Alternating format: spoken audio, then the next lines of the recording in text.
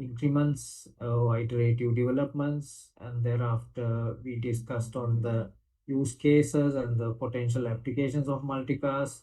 Most of them are, I explained you that unicast application usually one-to-one communication, and the broadcast one any to many, one to any kind of traffic pattern, uh, and multicast mainly covering three uh, patterns, which is one to many, and many to many, and many to one. So we explain the details there. Then we had certain guidelines when we are selecting applications for multicast or for the developments, and those considerations and the components there in a multicast implementation discussed in details. Then the addressing scheme discussed. Usually we identified that the IP range of which is class D. There are three classes: class A with the first octant, and the second octant with the class B, and third octant on the class C. And the class D multicast range start from 224 and ending at the 239 range. So 224 up to 239, 255, 255 is the range allocated specifically for multicast. And we discussed private IP range, which is 239. Range is the one something like we are using for 10 dot range, 172 and 198, 192.168 range, which is usually the private networks for the unicast. Similarly, the multicast 239 range have been allocated for the private use. Those IPs are not available on the unicast on the internet. Uh, and multicast service model we discuss in terms of how the multicast receivers connecting to the towards the source, and multicast source sending traffic and receivers getting it. And there are two segments to discuss there: the layer 2 multicast and layer 3 multicast. Those are the ones we discussed on the last week. If you can recall, this is the service model overview. Then we discussed on the layer 2 multicast, which is host signaling the requirement to have multicast. The protocol used there is IGMP, and we discussed details there in terms of Internet Group Management Protocol, which is IGMP. And there are three variants of IGMP, IGMP version 1, 2, and 3. The 2 is the current day deployment usual practice, but in terms of security aspects as well as the efficiency or the optimal path, usually the recommended latest approach is IGMP version 3. I was explaining you how IGMP version 2 host network joining the group, and as well as I went into the details of how uh, how some of the hosts want to leave the group, then how the signaling process goes through, and all the processes I was explaining with one by one with the slides. And then we discussed details on something called IGMP snooping, which is the first generation of switches or initial switches usually was flooding multicast because they don't have a way to filter the multicast traffic. It is catered similar to the broadcast, which is flooding other than the receiving float if multicast received. So later people introduce the switches are usually layer 2 devices. The IGMP is layer 3 protocol as we discussed on the TCP IP stack. So IGMP, the route processor included on almost all the modern day enterprise switches, and now quite capable of filtering multicast only to the receiving ports. So that's handled by something called IGMP process called something. It's named as IGMP snooping. IGMP snooping makes sure only sending multicast within the layer 2 network uh, uh, only for the requested ports, which is based on monitoring IGMP. That's why we need IGMP route processor to be included in layer 2 switch. So all the modern day switches supporting this IGMP and IGMP snooping by default enable. If you want to flood, you can disable it as then it is operating as the previous generation of switches without IGMP route processor.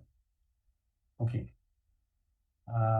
Then I was discussing about the trees again. We had a discussion on a spanning tree protocol. Now on this multicast, there is a new way of building a control plane by using a tree structure. So trees are okay, just leave this. So we have a multicast source that is representing the root of the tree, and the leaves are the receivers. Intermediate tree is the network, which we need to build to receivers to get multicast from the messages or packets from the sources. Then the branches are replicating traffic, just single copy sent from the source. Only branches are replicating traffic if there are intended receivers who signal by IGMP. And we discussed on two types of trees: source tree representing the tree which is connecting the source network to the intermediary host, and the receivers connecting to intermediary host called rendezvous point. So we divide the tree into two parts: source tree and the shared tree.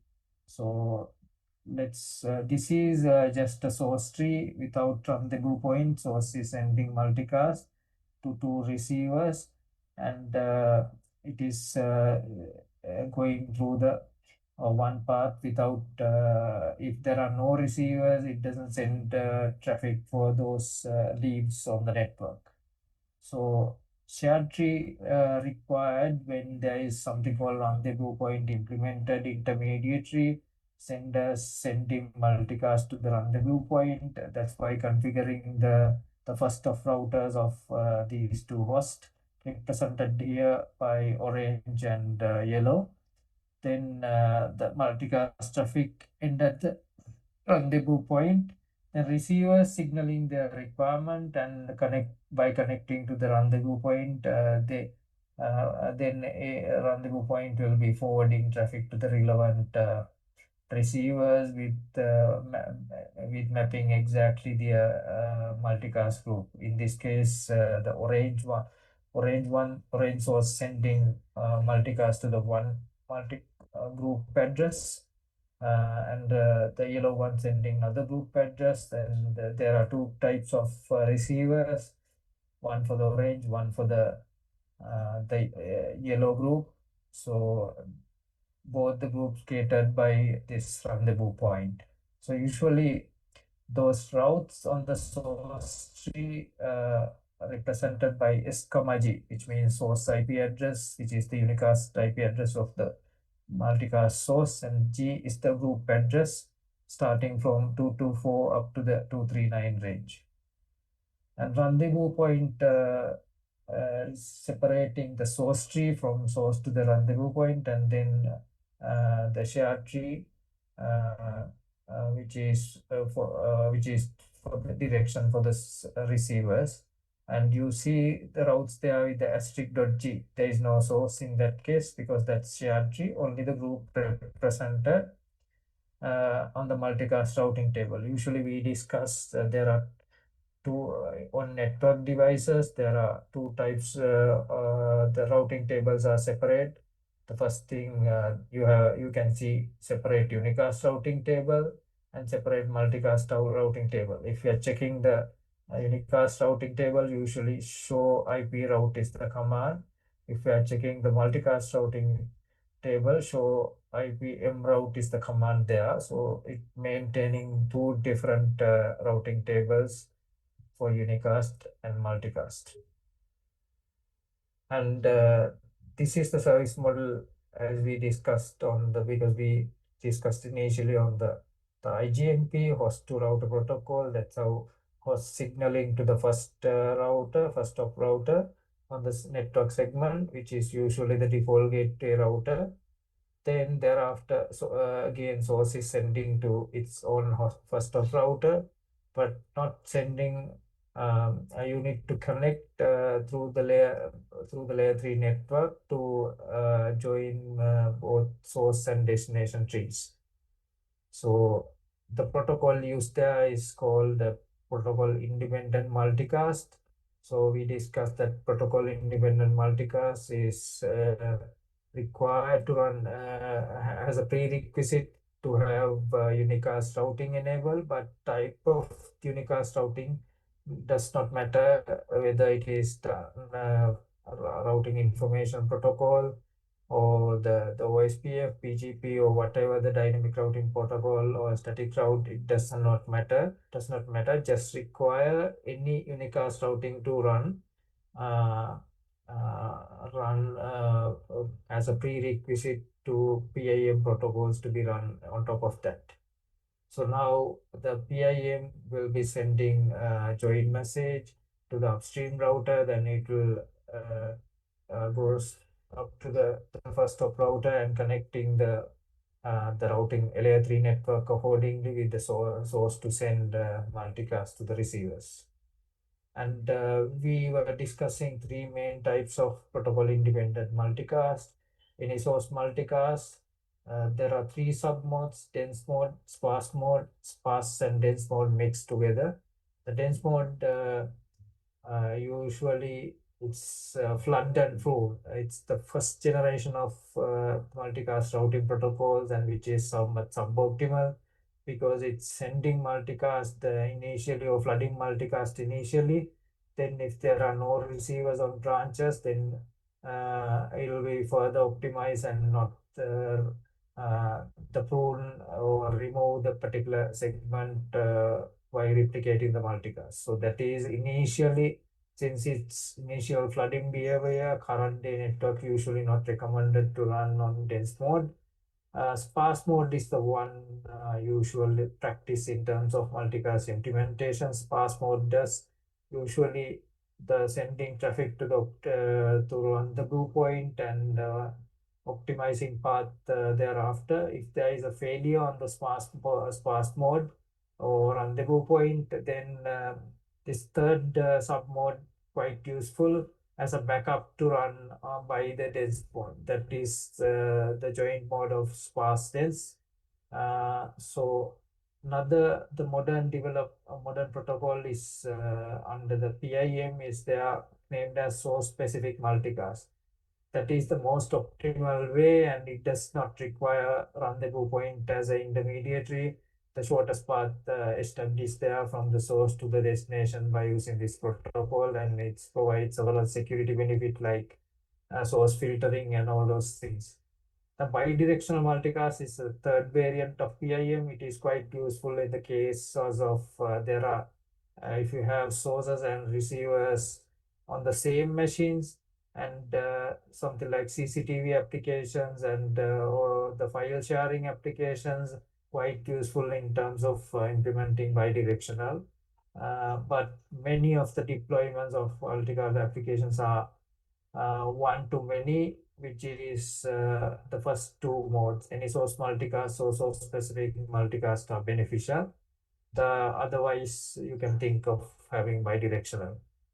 So this slide is quite useful in terms of probably uh, there may be questions on your assignments as well as the final examinations on these variants. And we discussed details on the protocol independent multicast, the sparse mode, and the variants of that, its behaviors, and reference book is implemented there with all the details. Then on the second session of the last week, we discussed the details on the the solutions with the layer 2 and layer 3 multicast. And again, in terms of comparison between the latest IGMP version 3, the current day best practices, and the modern best practices with three variants of IGMP. And usually the recommendation to have the latest deployment with IGMP version 3 and source specific multicast to get best security implementation with the most optimal shortest path. So we discussed the details of how IGMP actually works and with the processes. And again, in terms of separate group allocations for IGMP version 3, which is 224.0.0.22, the previously the commonly used groups are IGMP version 1 and 2, 224.0.0.1 and 0.0.2 for the control plane traffic. But IGMP v3 has separate group, which is 224.0.0.22. And so we were discussing the advantages and disadvantages of having IO protocol independent multicast, the source specific multicast implemented with IGMP version 3, and obstacles there in terms of implementations. And we discussed on the troubleshooting aspect in terms of RPF check, reverse path forwarding check, which is to loop avoidance mechanism for the multicast, like spanning tree protocol implemented to avoid layer 2 loops, usually, as we discussed few weeks back. For the multicast routing, we are using something called RPF check mechanism nowadays. The Linux operating systems, Red Hat 8 onwards or 7 onwards, and SUSE Linux as well. I think 4 SUSE Linux 12 onwards, I guess. They are using RPF evaluations on the Linux host as well, in addition to the network devices, to avoid the loops, especially on the multi-home machines which are having multiple network cards, and the routers usually having multiple interfaces. So RPF checks are usually implemented to avoid loops. When you are troubleshooting, it is important to check whether RPF check passed or failed.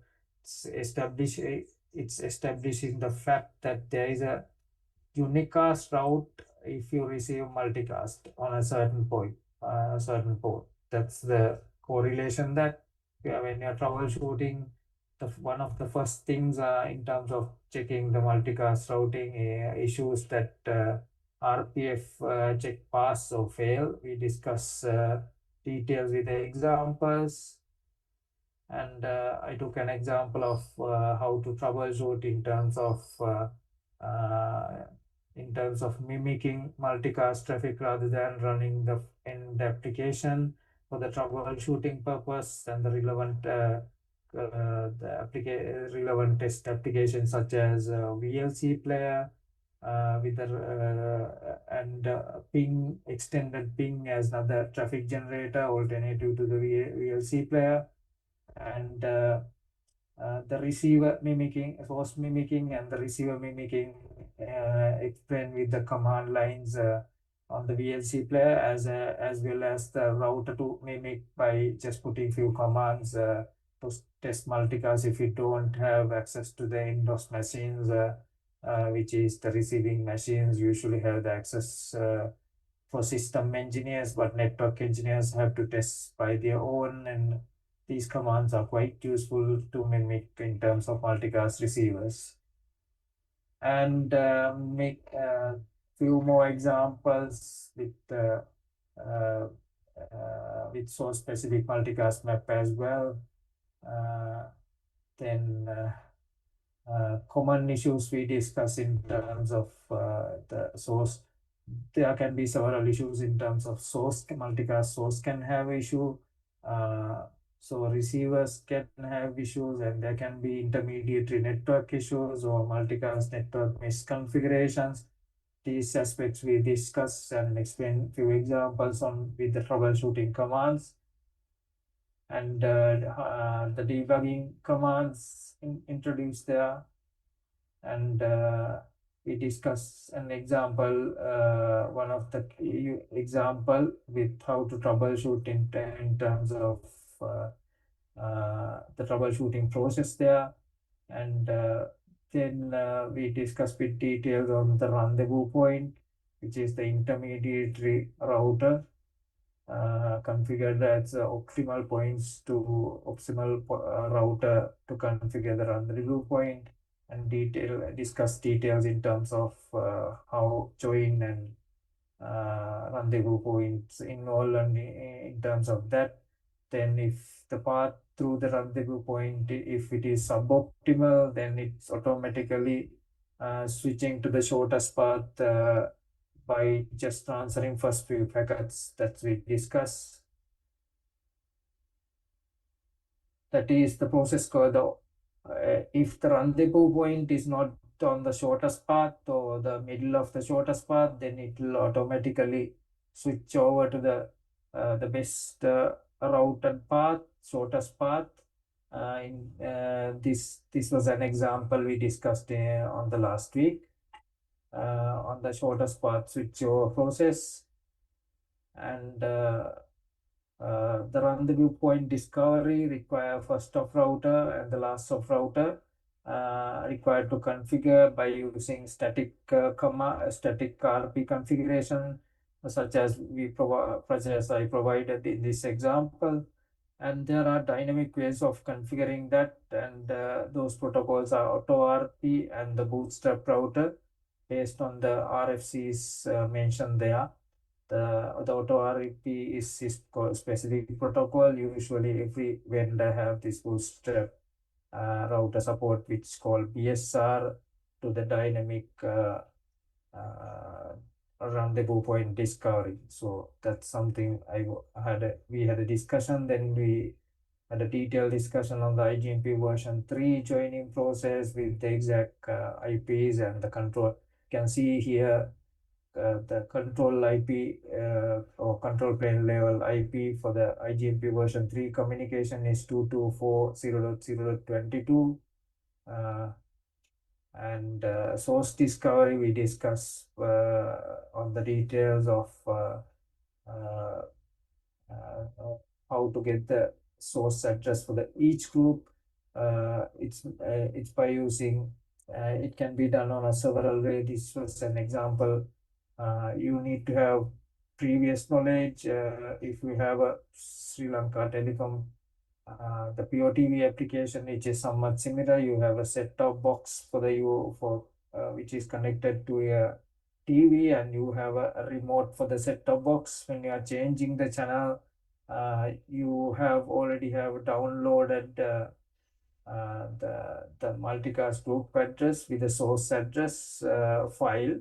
That file, when you are entering or changing the channel, the mapping will go between this group address and the source address, switching based on the file downloaded there for the mapping. So this was an example for that. Usually receiver app is pre-populated this information to change the channel, so it has the perfect mapping which is downloaded to the set-top box.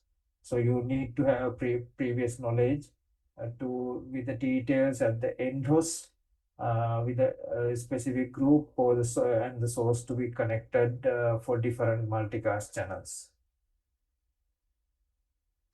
Okay, that's about the recap on the last week topics. So we are here right now in terms of the traffic discussion. Initially, we compared unicast, broadcast, or multicast, then multicast fundamentals. The last week we started the troubleshooting section, the layer 2 multicast and layer 3 multicast.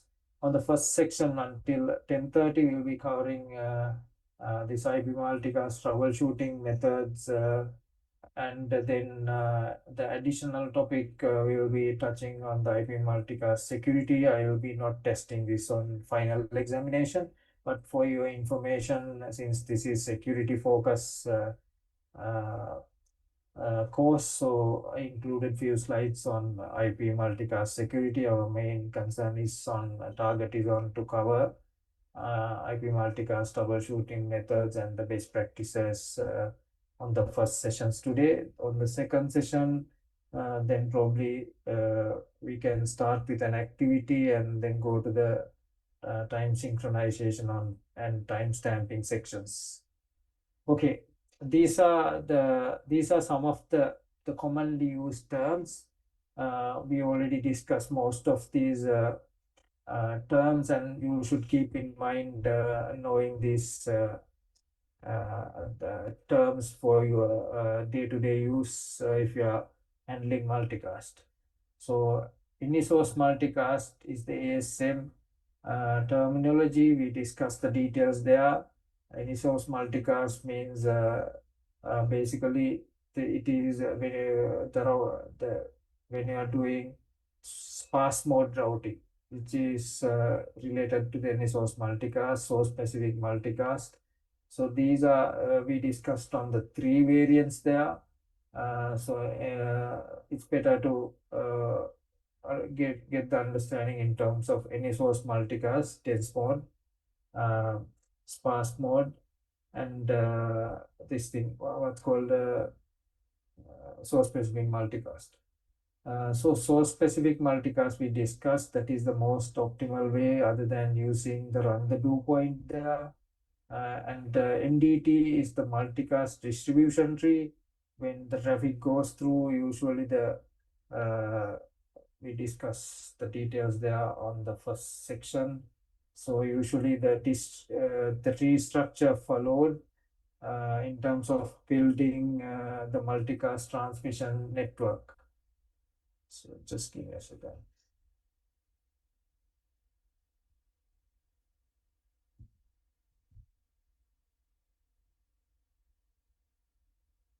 Hope you remember these slides. So this is the multicast distribution tree. It can be only with the source tree or divided by rendezvous point. Then you have source tree plus the shared tree again. The first tree representing the route with the escamaG, and shared tree representing the route with asterisk.g, which is receivers connected.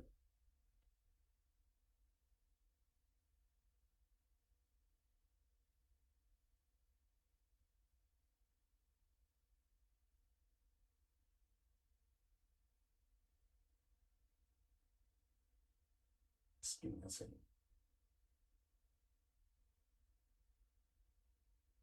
Okay, then rendezvous point we discussed in details. The first of router, which is the source connected the first router, which is the default gateway, or the first of router, which is configured routing, multicast routing, connecting the segment of the source machine or source multicast source computer or the server. The last stop router, which is the receivers connecting segments, default gateway, or the multicast routing gateway, which is the last stop router. In terms of the receivers, this is their first stop router, but in terms of overall perspective, this is the last stop router in terms of multicast transmission from source to the receivers. And the intermediary routers are the routers between first of router and the last of routers. And the designated router is the router which is a new concept. If you let's say if you need to have multiple default gateways configured for the redundancy with the uh, first of redundancy, which is HSRP or VRRP routing protocol, the first of redundant protocols we discussed on one of the sections previously for the redundancy. Similarly, if there are two routers with the default gateway, then one of the routers will be considered as the first of router. For the multicast source, that's the designated router. If there are multiple routers configured on the network segment of the first of router or the last of router routers in there for the redundancy. IGMP is the protocol which is required for the layer 2 multicast. which are running with the support of switch IGMP route processor and communicating with the first of route or last of router in terms of the receiver side. That is Internet Group Management Protocol. So any source multicast, again, there are two major variations. The original protocol independent sparse mode, which are have supporting both the shared tree and source tree separated by the rendezvous point. The second variant is source specific multicast, which does not require any rendezvous point. It is having single source multicast and support the one to many transmissions, support only the source tree. You don't need shared tree and no rendezvous point required therefore.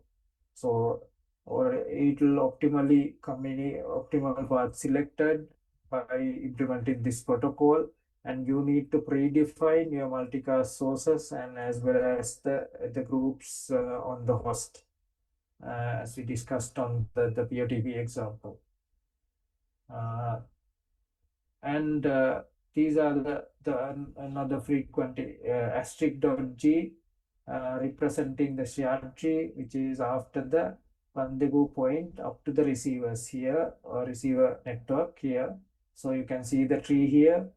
You have a rendezvous point, which is sources are sending traffic to the rendezvous point, then the receivers requesting from the rendezvous point, and those are these router, the receivers connecting with the last of router. There can be several intermediate routers like branches connecting towards the rendezvous point.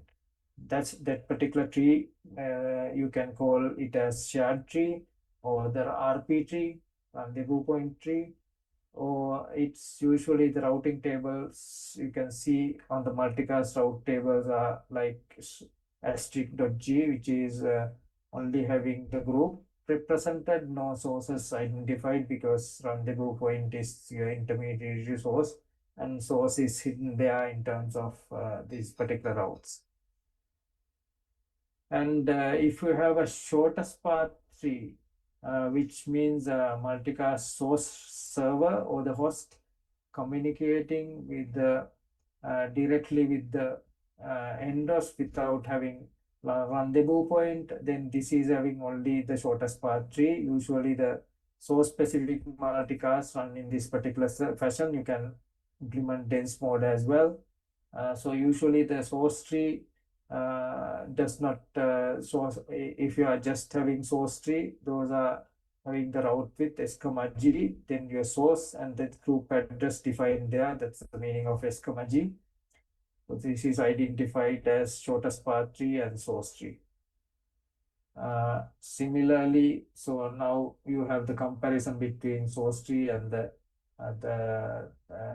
shortest shared tree and the source tree. If you have rendezvous point, then you need to have the shared tree and source tree both implemented and joined together at the rendezvous point, which is the intermediary point. So if you ask the question, what's the root? If you're considering the tree structure, what's the root of the *G, which is the shared tree? In that case, rendezvous point, you can see on this example, this is the root. And what is the root of the *G shared source tree? That is the source in this case. For if you ask the root of the shortest path tree or the source tree, then it is your server, which is the source, multicast source.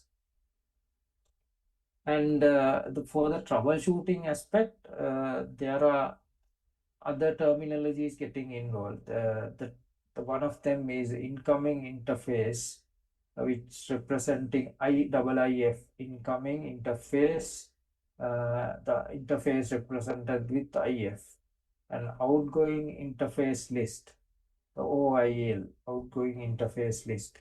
When you are troubleshooting for the multicast routing, these terminologies are quite useful. With the RPF check we discussed, Usually the traffic comes to the router by just an incoming interface, which is direct into the root of the tree, and outgoing interfaces, which are the downstream interfaces. You can have multiple interfaces. You need to have list called the replicating interfaces with the outgoing interface list. If you are troubleshooting, these terminology is quite useful in terms of troubleshooting command analysis. And the tree usually grow the natural trees usually grow from the root to the branches up to the leaves, because the first thing you need root, then it naturally goes towards the branches and the leaves there, which is somewhat up or outward in terms of its growth. But the multicast distribution trees are usually growing the opposite direction, not like the natural trees. Usually the receivers are the ones signaling the request of traffic and growing towards the route, which can be the rendezvous point, or the in terms of source tree, which is the multicast source computer. So this is one of the critical and important analogies when you are troubleshooting. Usually the tree growing process starting from the receiving side, which is quite democratic in terms of the receivers are the one dictating here to build the trees. And sending traffic from router A up to the rendezvous point. Let's say you are a multicast receiver, and you signaled to your first of router by using IGMP. Then the first of router will send it to the PIM join to the next of router, which is router B in this case, until up to towards the router rendezvous point. This is how they usually the joining process starts. IP address of the rendezvous point should be configured on the router A to send the PIM join towards the rendezvous point. Okay, if usually it can be sent by one of these reserved addresses 2240.0.13 to send your PIM message to all the routers. So this is the group used there. IP of the router B will be sent as the intermediary message. So these are some of the key aspects when you are troubleshooting how the joining process works. And this is the structure of protocol independent multicast header. It's having there are several types of messages you can send. The previous example, it was sending the ping join.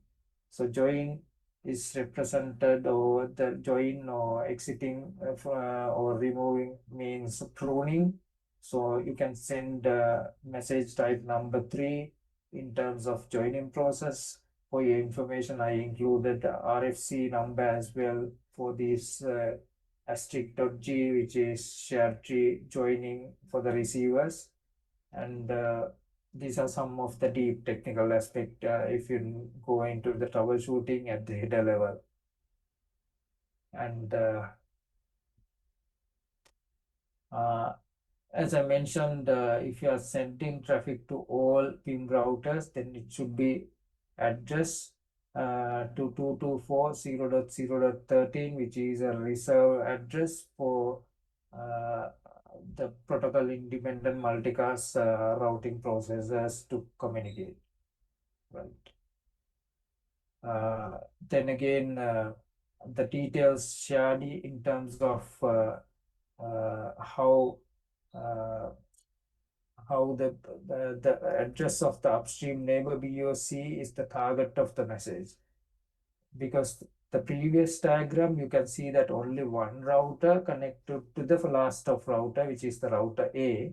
But if you have multiple routers in between rendezvous point, like in this case P and C, Then the neighbor discovery require, or the target neighbors require based on this upstream neighbor address paths, which are usually built based on the shortest path by using unicast routing tables, but still pin join sending for all the routers in this case by using 224.0.0.13. Then it's received by both the routers of both the neighbor routers, because you don't need to address each and every router individually, because you have another multicast range or multicast address, in which case 224.0.0.13 reserved for the neighbor communication, or addressing the entire multicast routers connected with the last of router, in this case PNC. So you just need to send join message to 224.0.0.13 whatever the next routers, whether it is one or two or more, it's received by this by addressing this 224.0.0.13, which is the destination IP address of PIM join, and both PNC will receive them without sending individually to them. The both will get when you transfer the traffic from A to this particular destination address reserved for the multicast, the protocol independent multicast communication. So I'm just adding these slides for advanced troubleshooting as troubleshooting aspects. If you take a Wireshark or packet capture, you can see that the pin join messages to join from the first last of router to the neighboring routers. This is the destination address, and you can see that the upstream neighbors also, if you check the PIM parameters, you can further identify the individual IPs and the particular group which you are joining. Request comes through in this case. You can check, you can capture traffic and check these field to verify when you're going for a troubleshooting for the pin joining process. And this is any question until this point? Okay. So the registering with the source is quite important before you sending. This is the source side. Previously we discussed on the receiver side. You can see that receivers are joining from the last stop router up towards the rendezvous point. So if you are troubleshooting from receiver to the source, then these are the steps to get a packet capture and verify these fields whether those are in place with as expected. Then registering the other side, which is multicast source server or source computer, usually sending traffic to the first of router, which is the default gateway of this source connected network. And then the first of router configured to send traffic to the rendezvous point, which usually the receivers are connecting with, to receive the multicast traffic. So you can start you can see here, before sending multicast, there is a registration process with the rendezvous point. Before the registering source requires to register with the rendezvous point if there is a rendezvous point. So this is the entire process. Usually multicast data will send to the first of router, then first of router will send it to the destination as rendezvous point IP address, which is pre-configured previously, and this is a PIM joining message, protocol independent multicast routing join message with the multicast data included by the host computer or source. So then the RP sending back another G message, PIM join back towards the source. if there is an active shared tree for G, that means if you already have shared tree built by the receivers having the interest to join the particular multicast channel or the group, then it'll send back another message, join back message. Then if there are no receivers joined yet, then it will not send join back from the rendezvous point. So see, in this particular case, there are already joined users with requesting the traffic from the source towards the rendezvous point. Then rendezvous point sending back uh, another join with S, G towards the first of router, which is the side of the source.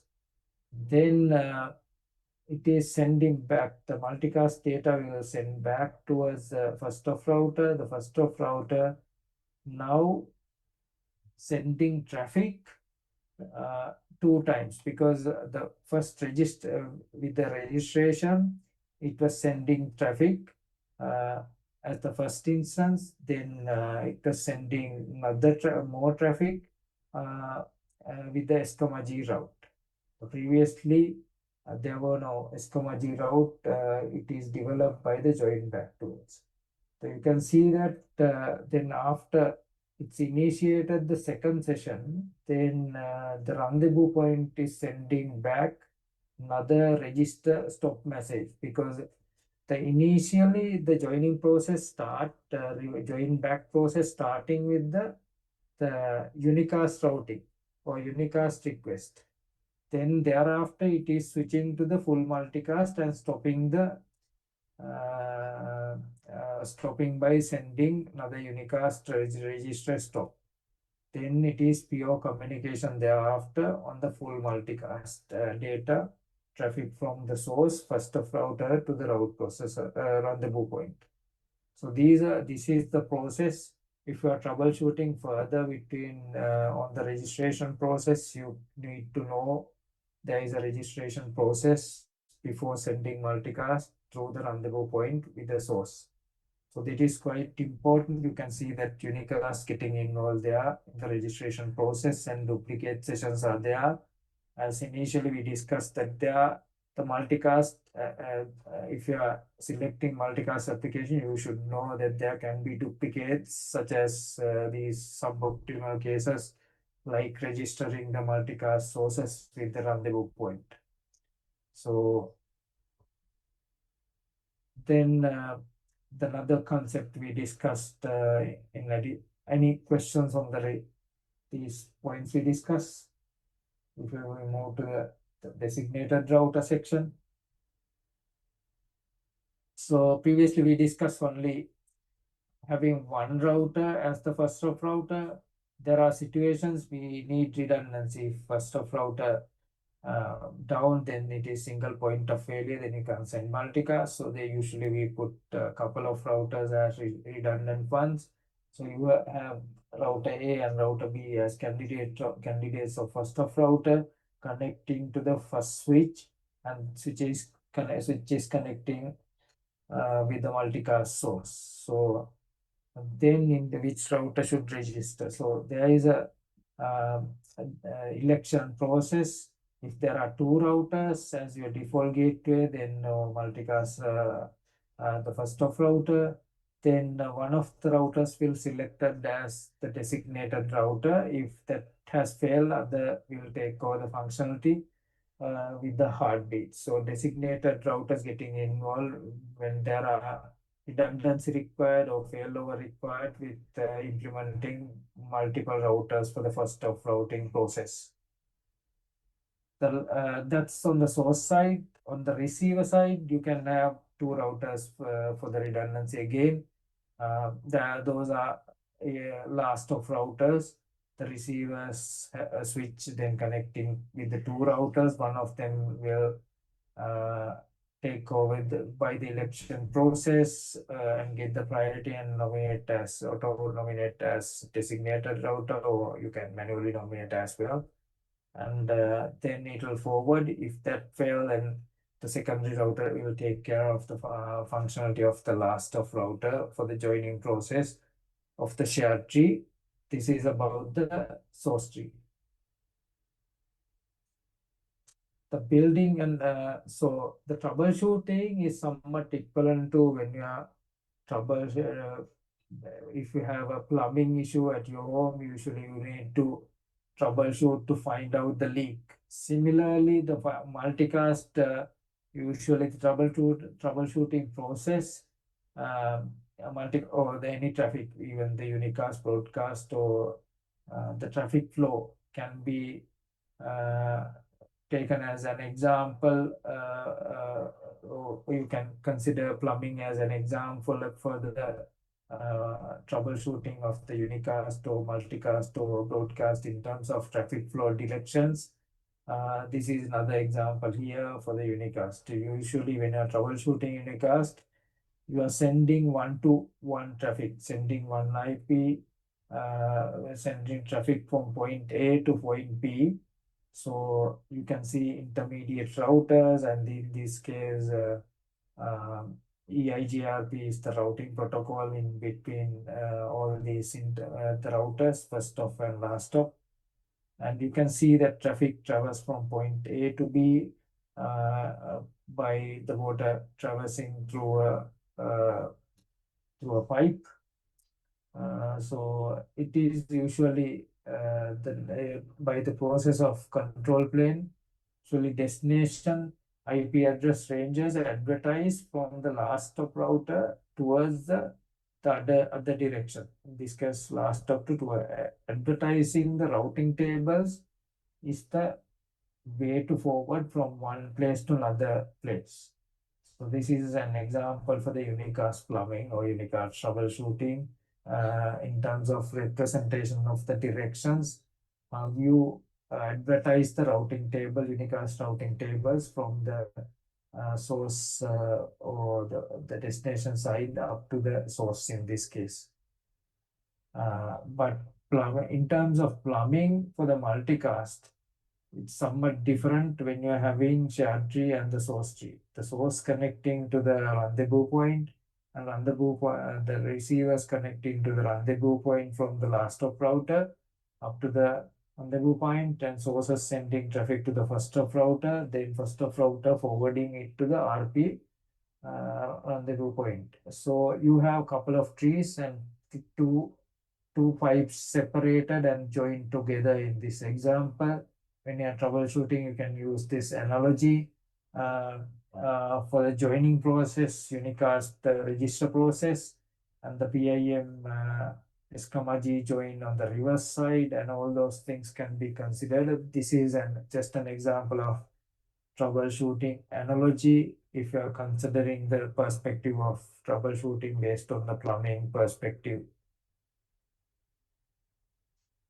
Okay, troubleshooting in the any source multicast plumbing. You can see the first of router, there is a rendezvous point in between, there are last of routers in between, there are many routers. You can see the tree analogy in this particular case, and direction of traffic represented by the light blue color, and the multicast tree development is backwards from the receivers to the rendezvous point. Then rendezvous point has to be backward registered with the first of router or the sources. And when you are troubleshooting in this particular case, it's better to troubleshoot from the receiver side to source if you are having the any source multicast. If you start troubleshooting from the first of router, then it is not the best practice in terms of any source multicast troubleshooting. Let's say your users are, few of your users reported or open a ticket with the network ops team saying that they are not receiving multicast traffic from the multicast receiving applications.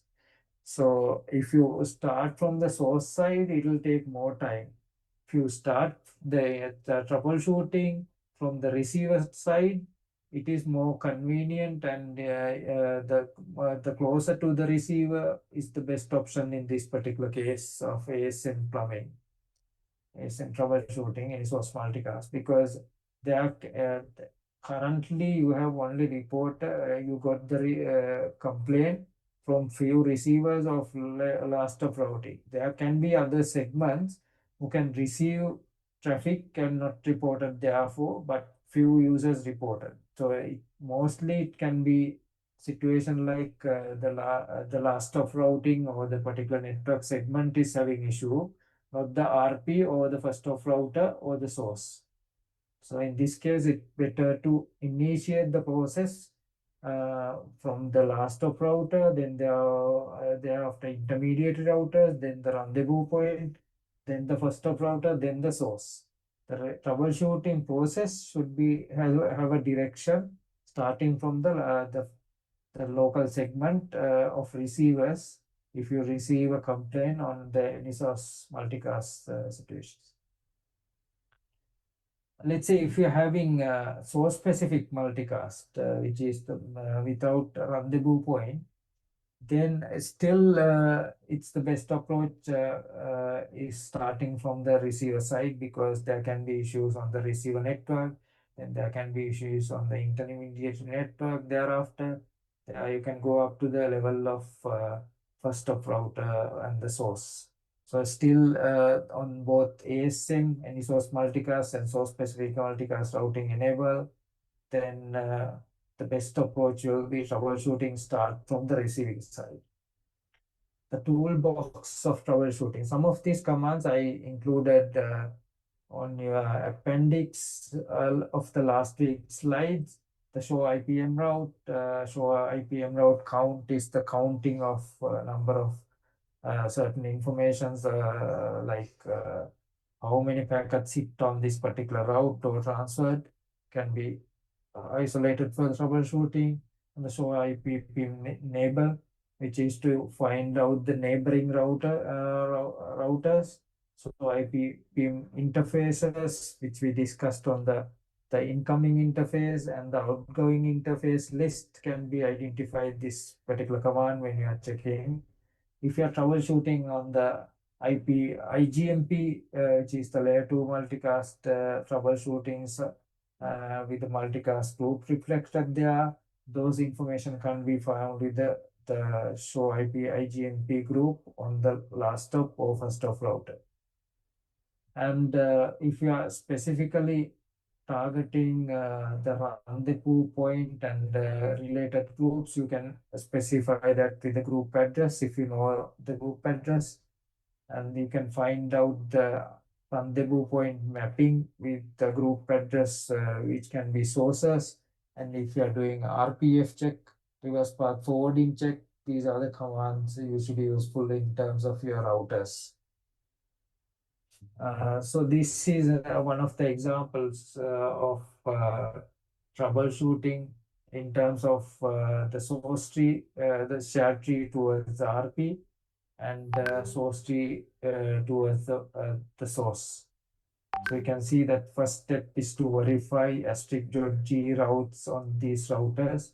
The second step, first of router registrations can be checked with the S, G routes.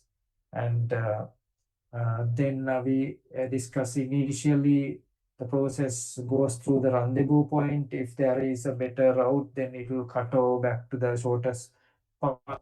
Initially, we go through, in this case, through R1, R2, R3, R5.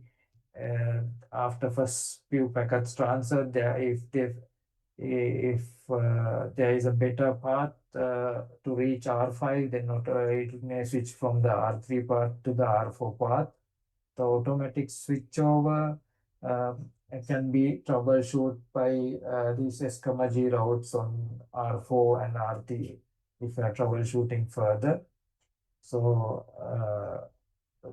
we discussed this SPT option, shortest path transfer option, in terms of if there is a best path to from the source to the last of router. So this is another analogy. If you are troubleshooting up to the level of R5 to R2, in this case last stop router to the rendezvous point, it is usually you can see only the asterisk.g routes from last stop router to the rendezvous point. That is the first point. So shared tree usually need to be troubleshoot from the last stop router, then the next stop router, which is the intermediate route, in this case R4, and you can go up to the R2. That's the direction of troubleshooting by verifying the multicast routing table with the asterisk.g routes, which is shared routes.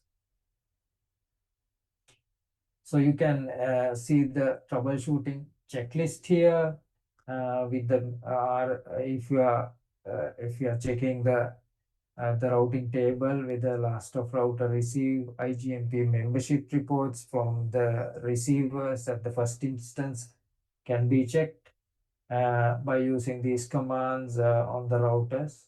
I specifically mentioned the details if you in the real world, if you went into the industry and you are expected to troubleshoot multicast, these are the commands you can use. So IP mroute on the router, so IP IGMP group for the if we are checking the IGMP receipt from a particular group in this case. If you are checking exactly with the nomination of particular interface, if you know the interface connecting to this particular downstream network, you can check that. And the last of router receives IGMP membership reports, then you can see a command with the checking the last of router running. If you found out the exact reason, sometimes you need to check the configurations of particular interfaces as well, whether if there are no enablement of protocol independent multicast, then you can see that after the verification, you notice that the interface connecting to the internal side of the last of router, the multicast receivers connecting not enable particular interface for the protocol independent multicast routing, and you need to add this command on the running config.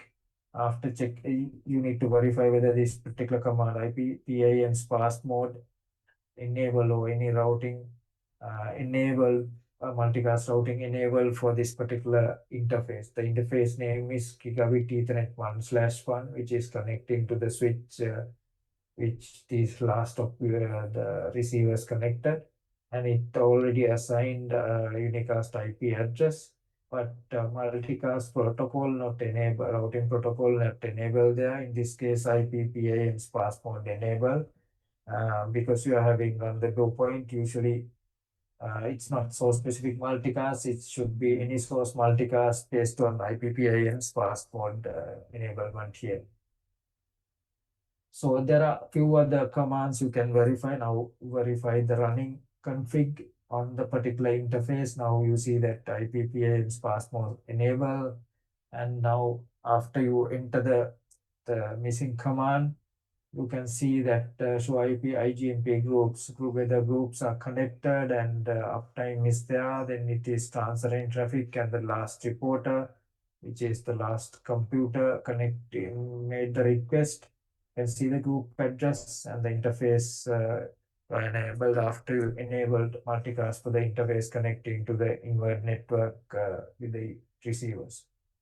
Likewise, you can see several commands included.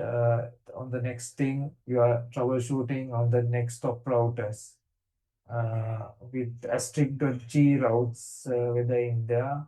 All the commands are included in for your troubleshooting and information purposes. So probably I can include some of these verifications on your instructor based lab sessions, so then you can go ahead and check. I will share the lab sheets with Dr. Tharendu, and probably he will organize the instructor sessions for your labbing most probably from the next month onwards or June onwards. All right, these are some of the aspects again in terms of the neighboring relationship on this R3 and R4. the neighboring relationship built toward the rendezvous point. And we can, you can, as we discussed previously, there were three methods to advertise your RP, rendezvous point. We can configure this last of router with a static command, and we can enable auto RP as a protocol to dynamically enable, which is Cisco proprietary, as we discussed previously, and the bootstrap routing, which is open protocol or standardized protocol. So you can find out those information by these commands, and there are ways to configure RP address on this the last stop route. In this particular case, the RP address is 2.2.2. You need to configure that to connect RP with the send traffic for the joining from the last stop router to the first rendezvous point, in this case R2. R2 address advertised as 2.2.2 and advertise through the dynamic routing protocols, and you can put an access list there for the security. We'll be discussing bit on the security later today, and you can put a access list or extended access list to filter the host. You can send join the IGMP join messages, or the joining can be restricted by using ACLs to increase the security on your multicast net. And further troubleshooting can be goes through the level of rendezvous point mapping can be verified with these commands whether rendezvous point is correctly mapped. If with this command implemented or any dynamic routing implemented, you can verify with these commands. So IP RP239, which is the intended multicast loop address, and whether there is a RP, then you can see it here, it's 2.2.2, and there is uptime after the configurations, which is 39 seconds in this case. And show IP PIM RP mapping can be, if you need to find exact RP for particular group address, you can see it, and with the details of how it is configured. In this case, it's configured with the static routes, which is the case in this case. This situation, a static, auto RP, and DSR. The static is the way it has configured. IP PIM RP address is the command for the configuration of this last of route. And you can see the further analysis in terms of troubleshooting in terms of neighbor relationships, as well as RPF check can do by a simple command of show IP IGMP. In there you can see asterisk.g route, which is the asterisk is which means there is no source defined, and there is an RP, and 239.1.1 is the group address which we are intended to troubleshoot, and its rendezvous point configured as 2.2.2 on the last stop router. And there are flags for your troubleshooting, which we can discuss later. Incoming interfaces, which we previously discussed, IIF, the entire incoming interface defined as 1/gigabit 1/5. The RPF neighbor, the unicast routing table check against with the routes, and it's verified that RPF neighboring IP address. In this case, 10.4.5.4, which is the R4 is the next route, next neighbor in terms of unicast, and it's verified. An outgoing interface list is 1 gigabit 1.1, which is the receiving side IP interface IP address. So again, that's about ASM, any source multicast troubleshooting, and the relevant step from the last stop router and the relevant command you need to check in this particular case. If receivers reported you are not getting multicast, and what are the commands to test, what are the field to test identified here. And still there can be situations like none of the receivers getting multicast. In this case, you can start at RP for this group, because in this particular, the previous case, some of the users not getting multicast, so you can start from the last of. When if you identify getting the report or the ticket from all the users of downstream, and you know that you actually concluded already concluded that none of the receivers getting multicast, that means all the users are not getting. There must be something intermediary at the rendezvous point is the starting point in that case. The previous case, some of the users are not receiving, but in this particular case, almost all the users are not getting multicast. Then you know you should not the waste time on troubleshooting the last stop routers or the intermediate routers. You can start the troubleshooting first at the rendezvous point, because you have the information uh, of none of the users getting multicast already. So you can start from the troubleshooting process from the last of the rendezvous point on the both direction. The direction of last receivers, it's usually the *G routes. The direction of the source side is usually S, G routes, belongs to the up to the rendezvous point up to the first of route. So both the directions you can go through if you are starting from the rendezvous point. That's one of the analogies. They say if some users getting receiving multicast, you need to start from the last of router which has reported. The previous this case, all the users not receiving, then you are starting from the rendezvous point. If few users reporting from one particular network segment, you can start troubleshooting from the last of router for the both the directions, up and down, the direction of receiver computers and direction of upstream routers or intermediate routers from the last of router. The direction is important. Let's say you have a situation you implemented previously, it's about any source troubleshooting with the rendezvous point and source tree and the shared tree both implemented. But in this particular case, source specific multicast troubleshooting, there is no rendezvous point.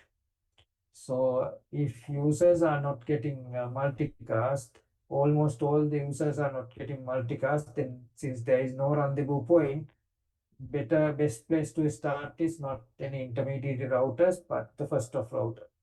And both the directions you can check on the source sending multicast point, source machine, and you can go further, you can go up to another direction as well. So point of starting, if your users reported none of the users getting multicast, then if it is ASM, you can start from the rendezvous point.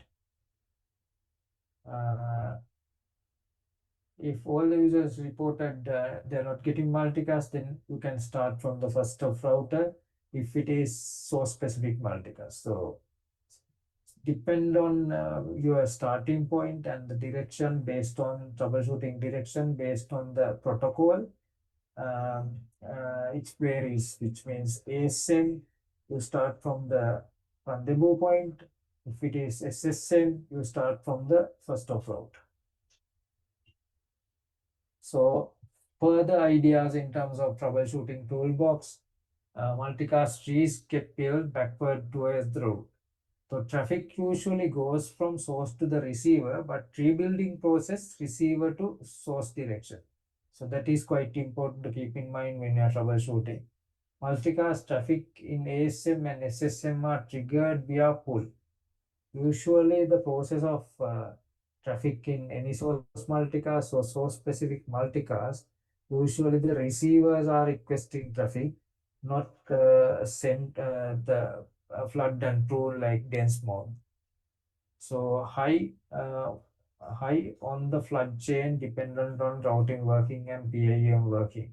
Food chain, usually the traffic goes from source to the receiver, and that the joining process goes from the receiver to the source. So it is usually based on the unicast routing.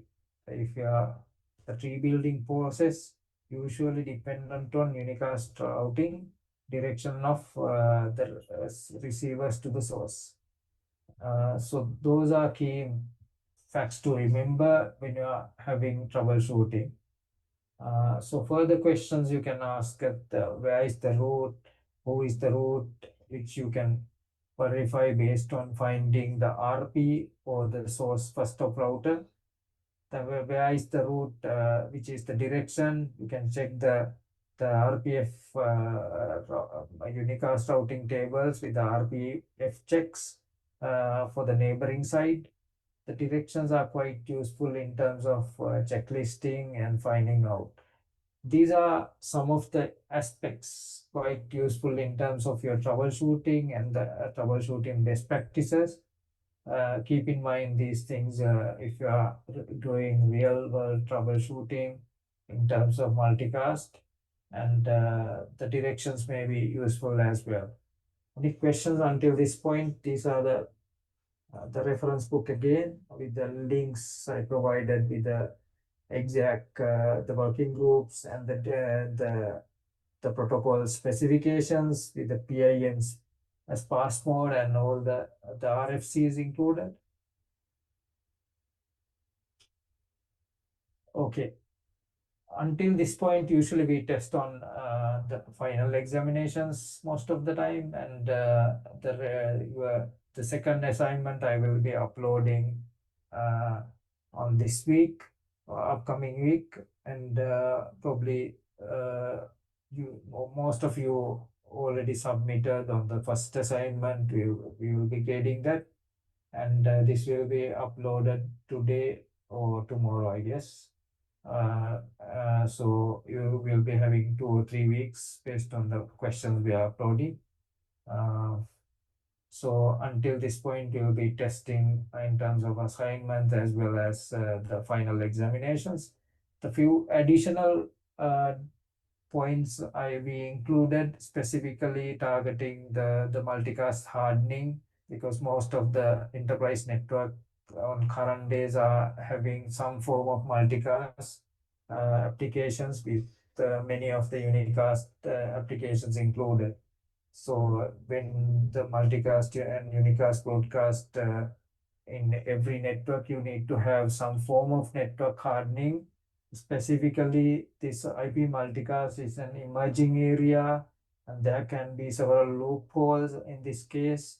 So you need to implement your security not only unicast segment of the network, but multicast can be compromised, and your entire network can be flooded or the attack by intruders just by using multicast loopholes. So since you are running both multicast and unicast applications on the same network, there is no way to separate or the focus on hardening of unicast only. So if you're hardening unicast, you need to have multicast hardening as well, because it may be compromised while you are thinking of only the unicast hardening. So we included few slides additionally, which may not tested on your last the final examinations, but for your real world usage or the best practices in uh,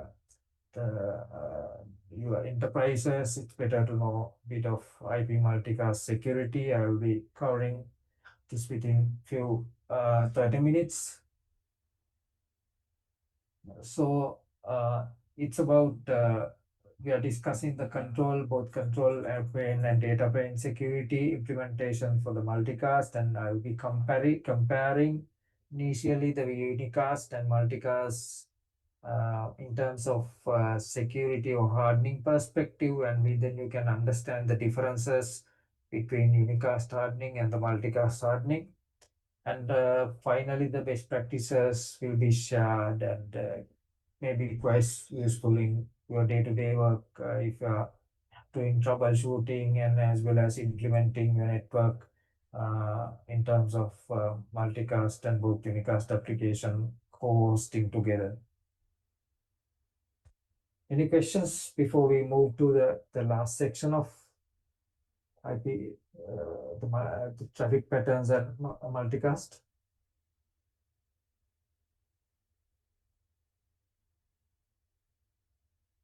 Okay, all right, that's fine. So this was the coverage so far. So yeah, on the last section. Okay, I previously presented this slide on the first session as well. This is a security comparison between multicast and unicast. Usually, in terms of network perspective, the multicast usually replicated based on the receiver availability at the downstream.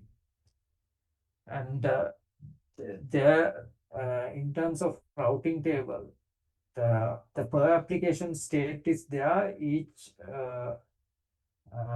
multicast group address, and the receiver's building tree and quite democratic. In terms of unicast, you can see the sender just send message targeting the destination. Receive, you don't need to worry in terms of the receiver intended to get it or not. But in this particular case, receiver has to signal first, then only you are getting the message from the source. So it's the rebuilding process, and scope addresses are there. In terms of unicast, you can use the entire range from one dot range up to the 224 to 3, and the class A, B, C, and there are three classes, but only one class assigned for the multicast and group addresses, which is starting from 224 up to the 239 range. So that's the network-wise main difference between unicast and multicast. The unicast, you don't need to worry on the replication. You just send a session from source to the destination. Network devices not worried on the multiplicating the traffic. Each and every source to destination routing need to be done by the unicast. And application-wise, usually the applications are mainly based on the reliability. Most of the unicast applications are not using UDP. Basically, the TCP is the reliable way of handling the traffic for the unicast and using the protocol of transmission control protocol rather than using user datagram protocol, which is unreliable.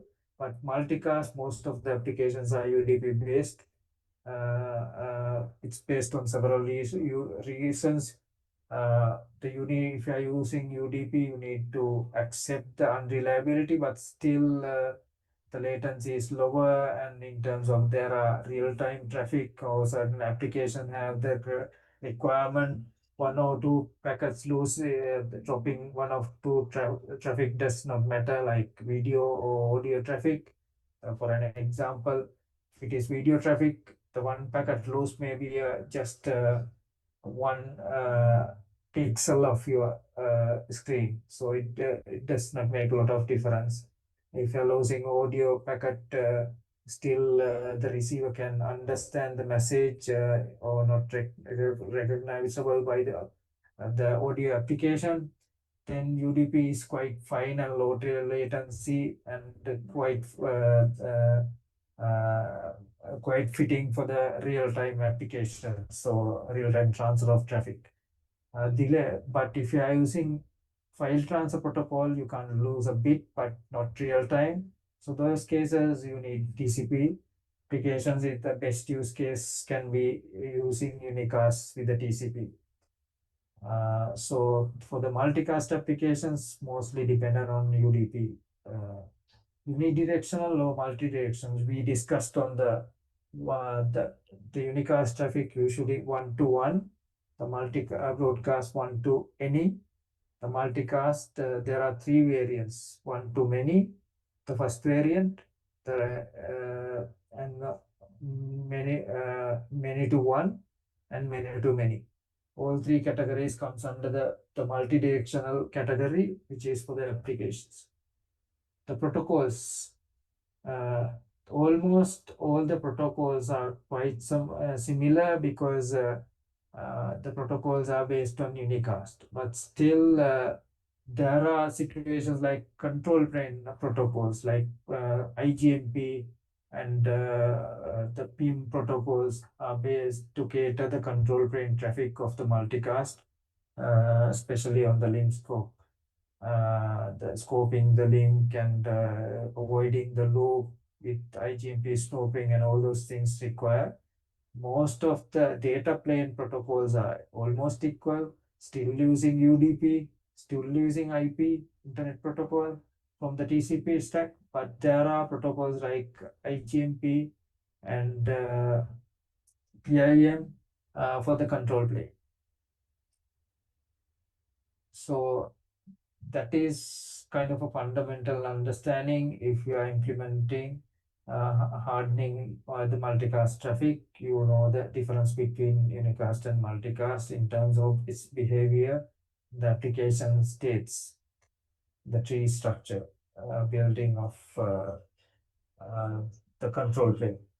And multicast versus unicast, let's discuss further on the per application state. The unicast state grows when network topology grows and number of receivers are getting increased. You get a separate session for each and every application or the session. This is increasing number of sessions for the system. We initially discussed these aspects. The router control plane, CPU active on network topology changes. Usually for the unicast traffic for the routing, if any issues on the source to receiver or sender to receiver side, it will be active with the CPU getting involved heavily in terms of routing changes. You can observe it CPU, which means route having layer 3 interfaces, and you need to have route processor included there, not like switches with the A6. So CPU requirement is there for the network devices or the routers for the control plane. Uh, uh, but still no impact in terms of you can just send traffic from the source to destination with the changes of routing recovery if one path fail. The scaling router link size of topology amount of bandwidth will be considered required to maintain, because if number of end users getting increased, definitely your bandwidth consumption will be the correlated there and incremental with the number of users getting increased, and you need more bandwidth and require routing control plane traffic CPU power to handle that particular bandwidth increments. The multicast state grows when user start applications. If users signal by IGMP or the host to router protocols, then only it's populating with the multicast routes. Otherwise, it will not populating. The CPUs active when the application state changes. Usually, they scale the routers by number of applications and the sources. When number of sources getting increased, you need CPU resources both at the server level or the host level and the network level as well. Because sources, number of sources, still you need to initiate the sessions and forward it similar to unicast. But all the inheritance are there if number of sources getting increased. But the number of receivers getting increased does not matter, because you are just replicating one copy towards from the source to the receiver. That's the main difference in terms of application states. This is again more details in terms of the state and replications in the routers. You can see that the multicast, there are two groups here. The first is pink group S1, G1, and the second orange group S2, G2, and you are sending in, you have an ingress in a state which is coming traffic from the one of the interfaces for two different groups, and there are receive three interface outgoing interfaces having the use. Some of the users are only receiving the traffic from pink group, some of them are getting traffic from both the groups, some of them are getting traffic from the orange group. So accordingly, router will replicate traffic based on the replicating increase based on number of receivers and the downstream interfaces. There are limits in terms of the number of sessions you can replicate based on the routing resources allocated with the CPU and other aspects. So throughput limit can be there based, you can find it from the specifications of the routers. So your planning, hardware planning or the device planning based on the specifications or number of heavy users or number of groups can be considered in terms of your planning. Otherwise, your network will be flooded and security can be compromised there as well in terms of flooding situations. So you need to plan on the limitations as well on the routers and the multi-layer switches. And the you can think of the traffic by using unicast, any source multicast, and source specific multicast. In terms of security, you can see that the unicast, you can usually anybody can initiate a session, which means any source, any computer on your network can attack from the sources to other host. So kind of a for an example, DDoS attack. If you compromise your unicast your particular computer with the unicast stack, you are quite vulnerable. That's why most people are considered securing the unicast segment or the unicast traffic, the host of unicast. Almost every host implemented there on the host security. So unicast quite high in terms of, because it can address any destination. But any source multicast you can control by implementing access control list on the route rendezvous point, right? You just need to join and still rendezvous point. You can implement access control list and control certain traffic for the any source multicast. But source specific multicast is the best in terms of security. You can prevent from the first of router controls there. So that's the most optimal way or most secure way in terms of if you're implementing multicast in terms of security.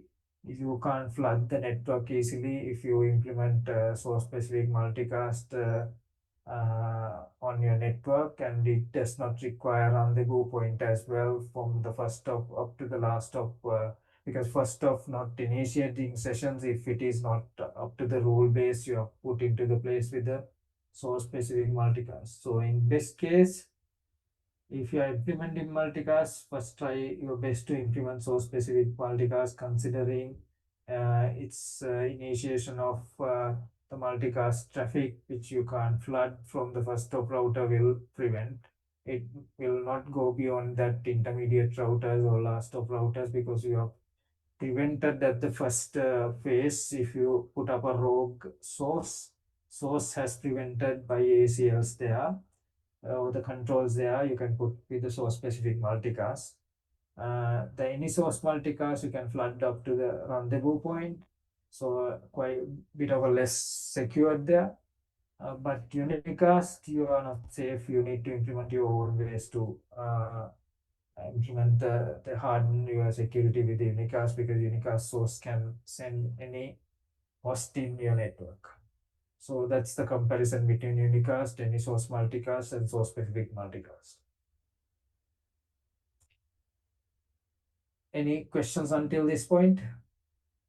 Okay, let's go to the second slide. In terms of attackers from the source to the network, again, in this particular case, it's the ASM plus bidirection we discussed on three uh, three options: any source multicast, source specific multicast, and the bidirectional.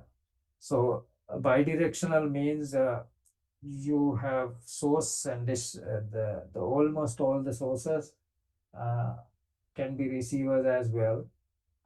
So something like the CC the application like the server cluster, which you are synchronizing together, can be implemented in multicast. So those the bidirectional implementations, because all the servers, if you are synchronizing in a cluster, you can implement with the bidirectional because all are senders and receivers as well at the same time. So any source multicast or the bidirectional, let's see the perspective of receivers, because as in the previous case, you can any receivers can send a joining message. So uh, uh, if you implemented something, the receiver side exploit can be quite uh, quite uh, quite in terms of harmful, or if you implemented ASM or the bidirectional, uh, so it is difficult to prevent because you can send a join message by any receiver, IGMP join by any receiver, or PIM join by any receiving router for both the bidirectional as well as the any source multicast. So you can see, but you can prevent only at the point of rendezvous point. Okay, first stop router can be compromised there. You can prevent only by implementing certain security only at the rendezvous point, but not usually the any source multicast with the PM sparse mode. All the controls can only be implemented at the rendezvous point. Even if you don't have a receiver on certain segment, you can the attacker can implement the fake receiver or rogue receiver and start manipulating the or start flooding the network with that, uh, only beyond the rendezvous point, not before that. So these are the risk you can see only the receiver, but so specific multicast somewhat different. So we can discuss further. This is the case of the receiver side explicit again, join based traffic forwarding. You can see that the attack against there are three variants: attacks from the receivers. Receivers create state. Because it's democratic, you are initiating the tree building process from the receiving side. So just give me a second. No equivalent concept in terms of tree building in terms of unicast. Unicast usually send from the sender to receiver, doesn't have a requirement to implement something like this because there is no tree building process. But for the multicast, you need to careful on in this particular receiver side. The attack against content, receive content unauthorized. So receivers may get what is not requested. So you are subscribing to a group. So the rogue access point, rogue source will be sending something else to you. So it is need to be prevented. The content need to be prevented and prevented by validating the sources. All right. If you are receiving, then the secondly attack against bandwidth. The bandwidth can be compromised uh, uh, because you are getting traffic from multiple sources or overloading the network uh, by many sources introduced there. Can be the bandwidth consumption, and network can be unable to use because of flooding or the bandwidth assigned for these applications, and none of the other applications able to run due to bandwidth constraints.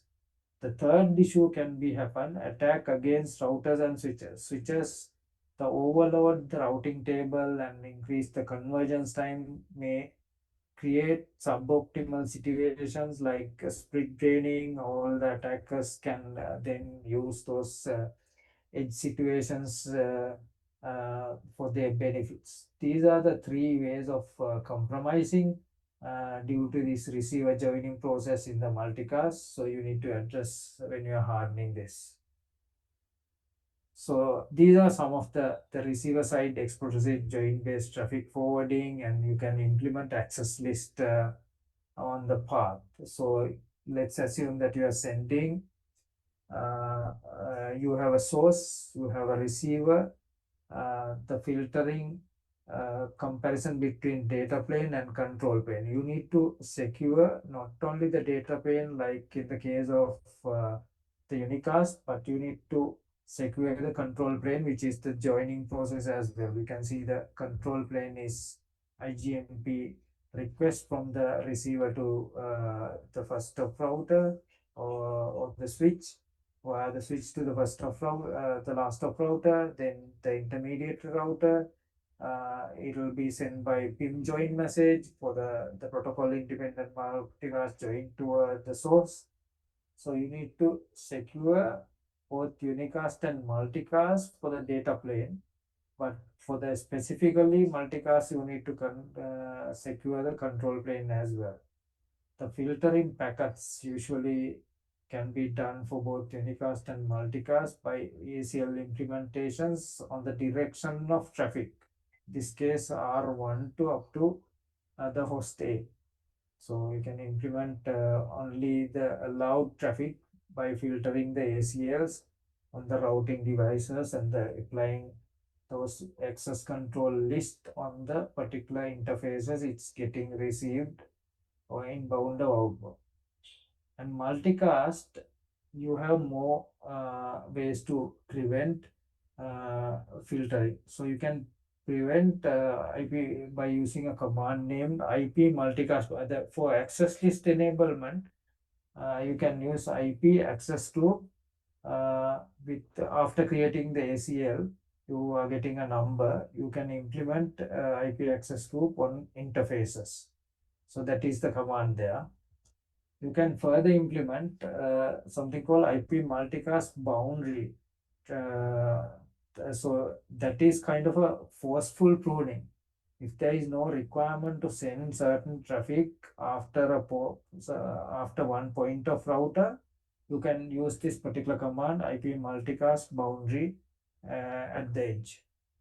Then you can further include something like, as we discussed, TTL, time to leave message. If you don't need to send traffic from after 3 hops, then you can prevent that by implementing TTL on the source machine or source computer or source application. The unicast per prefix route filters can be ineffective with the aggregation of the default.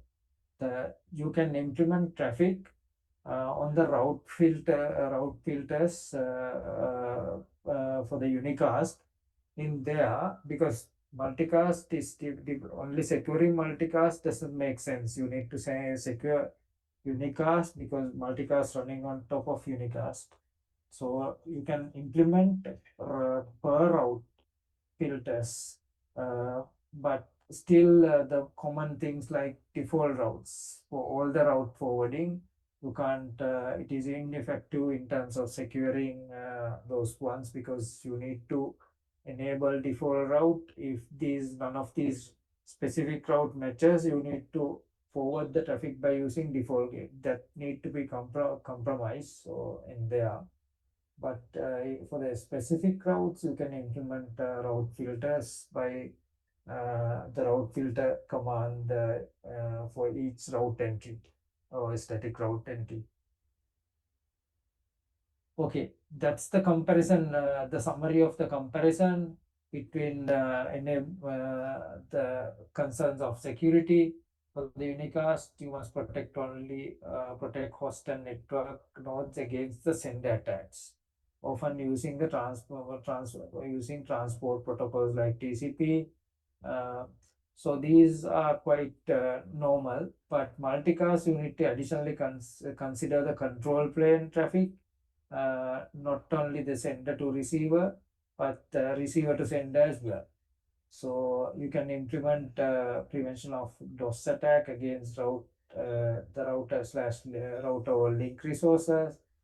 You can the bandwidth attack can be prevented by implementing something called quality of service for the guarantee of allocation of bandwidth, or per flow admission control by using QoS. And that is your QoS usually implemented if you are classifying your traffic for different classes, and then allocating bandwidth for those application traffic. For an example, you have a priority traffic which are mission critical, or the real-time communication. You can assign queues and the priority queues, and assign the priority or based on the application and marking there. The any source multicast must protect applications against unwanted sources, because there can be rogue sources implemented. You need to prevent those by rendezvous point protection by adding few ACS, and can control application participate in traffic flow and network layer with strict.g and SCMA access and admission. So you can implement the shared tree uh, access control by at the rendezvous point, as well as some of the last of routers as well. So this is the comparison. So any questions before we move to the next subsection? Okay, this is specifically on the layer 2 and layer 3 multicast, the securing. So usually the IGMP MLD is somewhat similar to IGMP. In IPv6 usually it's used. For the IP version 4 we are using IGMP. So you can implement several measures in terms of securing on the IGMP, and the forge queries can be prevented by several implementation need to prevent DDoS attacks and forge memberships on the network. Let's say somebody went into your office environment or enterprise environment and connected to the Wi-Fi, and now registered, sent IGMP join message and to join multicast application with the intention of flooding by the IGMP connectivity. And these can be implemented by segmenting different VLANs. So the impact, the blast radius will be smaller if we implemented per VLAN or segmenting the network, so that it will be prevented beyond beyond the 34 gateway or the layer 3 routing. So it will not impact other areas. That is one of the key aspects. So segmenting for smaller chunks, or the limitation, the creating different VLANs can be quite helpful in terms of the limiting the blast radius. And these are few examples of access list implementations by ACL for the ACLs for various IGMP level packets. You can see that the IGMP v3 implemented there. You can see that 2240.0.22 implemented with the ACL permission there, but prevent the denying all other traffic related to some of the PIM and the IGMP queries. And you can see that only enablement based on your request. If you are using IGMP version 2, we discussed it has leave function. You need to enable this new leave function to run on these ACLs. So these are quite useful in terms of implementing best practices as a security for the IGMP packets. So you can review this if you are really doing it on your enterprise environment to protect multicast, secure multicast. Okay, PI. Then this is about to prevent or protect your network segments from PIM hellos. These are some of the aspect you can implement the filtering on particular interface. In this case, you have router A and router B. So you are implementing, so if I go from the command line identification, the first you are generically implementing IP multicast routing on this router, then IP protocol independent multicast pass mode implemented after enabling the multicast routing on the router on the global configuration mode, then which is impacting all the interfaces. So then IP multicast routing re-enable to refresh this, it can be done. Then access list 1 permitting only the routers in this network. There is another router which is having 10.0.0.2. So you are not basically accepting the neighbor relationship with any other rogue routers if somebody plugged there. So you are allowing only the permitting only the neighboring router with the IP address of 10.0.2 and denying any other to build a neighbor relationship, PIM neighbor relationship with interface E01. So it is a limiting the neighbor relationship can be implemented to secure your the network segment. And then layer 3 and layer 2 redundant access network. So if there are if there are redundant or two network points to interconnected, or there are two routes to two different paths connecting your layer 2 switch, you can further do as we done on this particular case. You have a switch here connecting to R1 and R2, and you implemented the security for the each zero of the R1 to connect only with the R2. Still you can filter the Ethernet interface, as we mentioned here, implemented with the neighbor filter number 2. In this case, you can see that ACL access list 1 deny 224.0.1.39 and 1.40. In terms of two IPs, you are denying. Now implementing the permitting of another ranges, another filter, implementing with another ACL, you can filter only allow router 2 to build hello interfaces. This is another implementation of a neighboring implementing on the IP PIM,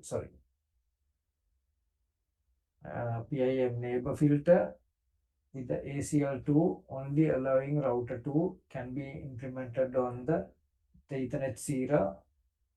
There are ways to secure similarly for the IPIM hello and IGMP queries, as well as that is to protect rest of the local area network or network segments from the others, including the first of routers there or the last of routers there when you are joining. Right. This is about summary of access control which you can filter. You can put IPv4 access control list as well as the IPv6, usually the traffic filters. You can see the commands here. So any source multicast and source specific multicast, you can filter IP access group by using applying access control ACLs for particular interfaces. The PIM's sparse mode filter can be because we discussed the source has to register with the rendezvous point. In there, rendezvous point can be implemented, restrict the registered potential registration of the sources by a different accept register. That is PIM accept register implemented on the sparse rendezvous point. If you are using any source multicast or source specific multicast, still you can put the IGMP access groups. like IP access groups are usually layer 3 internet protocol.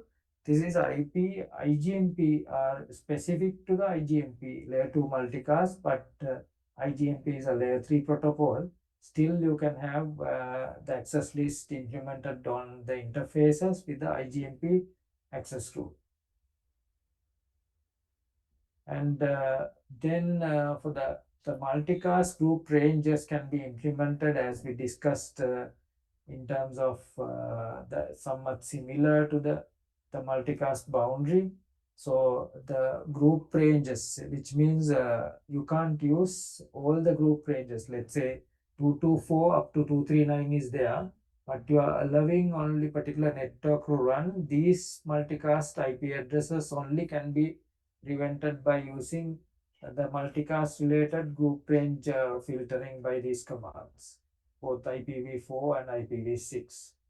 And any source multicast and source specific multicast control plane scoping, we discussed this multicast boundary command can be implemented in there. These are the particular commands there.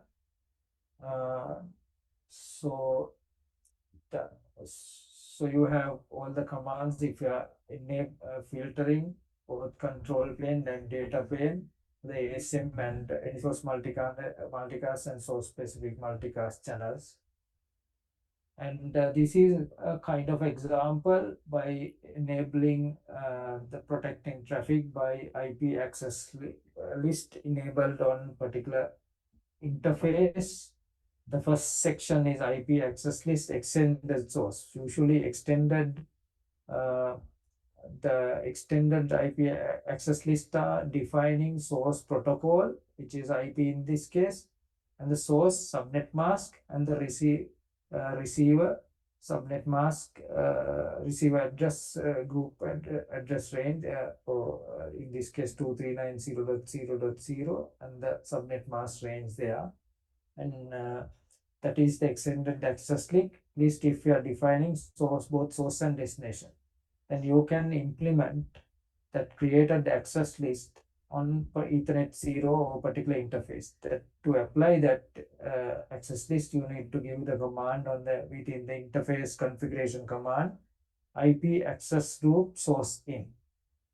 So this is how you implement on this particular router Ethernet interface, Ethernet 0 interface protected with the access list, and you are only permitting the multicast, the unicast source address and the multicast group addresses by implementing this access list and apply it on the Ethernet 0 interface. All right, so then you don't need to worry on this. This is the IGMP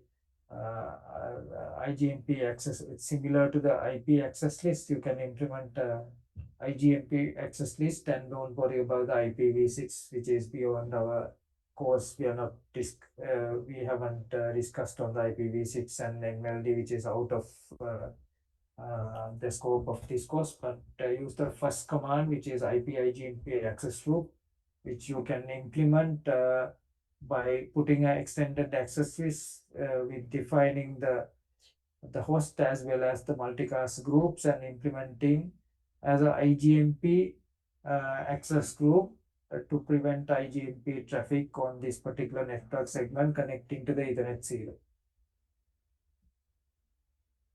And you can see the rendezvous point implementation to prevent first the sources to be filtered. You can put a rogue source in this particular segment and send it through the RP. So RP has a filter, IP PIM accept register. It's only accepting only for the defined IPs defined by the access list number 10 here.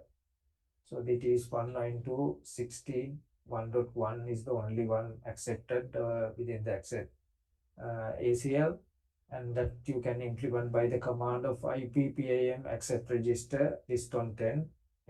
That's the only host you can start register with the rendezvous point. Otherwise, registration will be stopped after checking in the rendezvous point.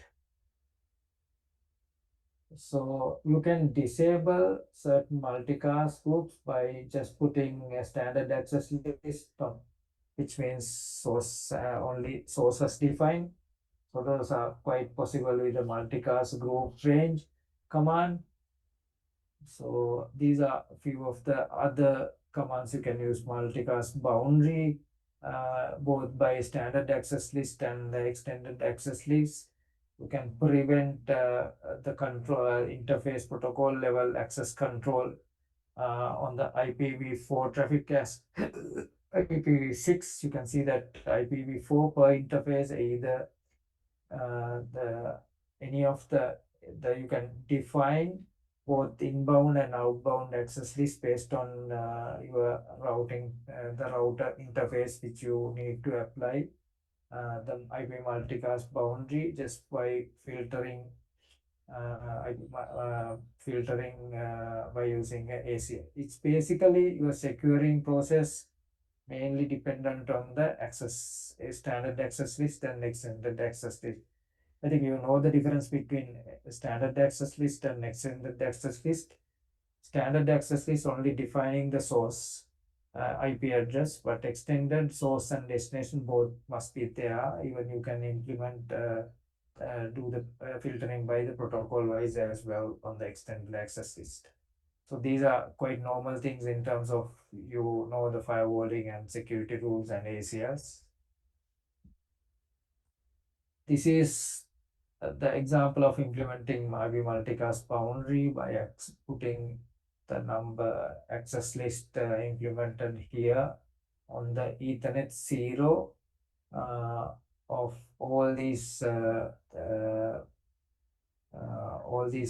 three to enable only the scope within this particular R1, R2, and R3 domain. So you are implementing just on the router 1 interface for the prevention of traffic beyond the R4. So you are separating the zones, the multicast boundaries, just by putting the filtering on these points. All right, there are few more roles you can consider in terms of if you are implementing source specific multicast, which is the most optimal and the next gen of the best version in terms of security. You can implement the IP multicast route limit just by limiting the number of multicast routes possible, and all those things can be done with and putting IGNP limits, and some of the interfaces can be avoided for joining the PIM process. So those are quite possible in terms of further securing.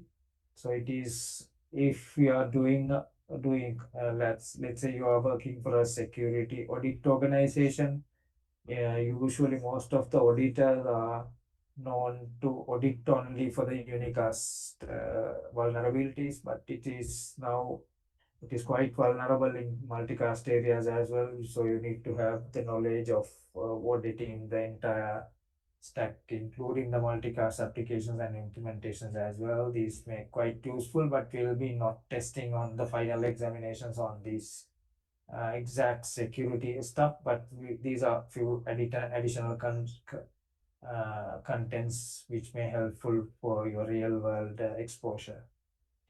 Okay, that's about the multicast security, and I included this thing what's called all the routing table examples, and I'll be sharing these slides with the commands. So let me this is an additional slide. I included this for targeting. I have already uploaded the activity for you on activity 1 for today. That is for the unicast IP address range selection and multicast the private range selection. So probably you can start I'm now giving a break, so we'll be meeting after 15 minutes. So probably you can start the activity, and then we can, after 15 minutes, we can start discussing the solution there on the activity 1. Then thereafter we can start on the time synchronization and time stamping. So let me share this activity on the screen, and let's meet exactly on 10:55 after 15 minutes. Now it's 10:40. So I'll not putting the timer today, just sharing with you on the activity for the next step. You can work on the activity on the interval, and thereafter we can discuss in the details with the potential solutions. Right, guys, let's take the break, and let's meet up back on the 10:55.